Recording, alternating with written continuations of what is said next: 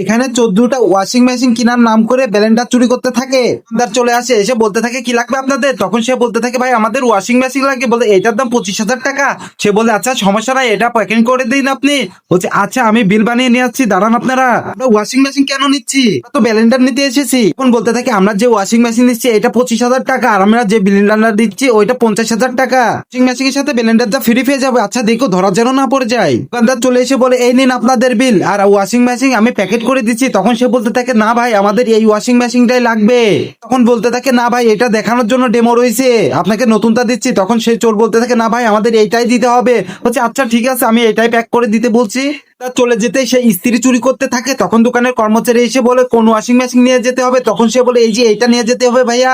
বলছে আচ্ছা আপনারা সাইড হন আমি এটা নিয়ে যাচ্ছি। তখন সে এটা খোলে, বলে কি ব্যাপার ভাইয়া এটার মধ্যে ইস্ত্রি রয়েছে। তখন সে বলতে থাকে আমরা ইস্ত্রিটাও নিচ্ছি, তাই আমরাই কিনছি তাই ভিতরে রাখছি। বলছে আচ্ছা ঠিক আছে আমি সবগুলো প্যাকেট করে দিচ্ছি।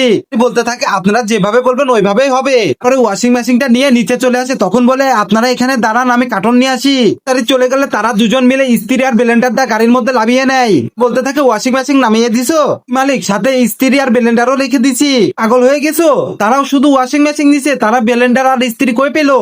তোমার মাথাটা তো ঠিক নাই দেখছি। ও তারি কার্টন নিয়ে নিচে যখনই যায় যে দেখা যায় তারা ওখানে নাই, শুধু ওয়াশিং মেশিনটা রেখে চলে গেছে।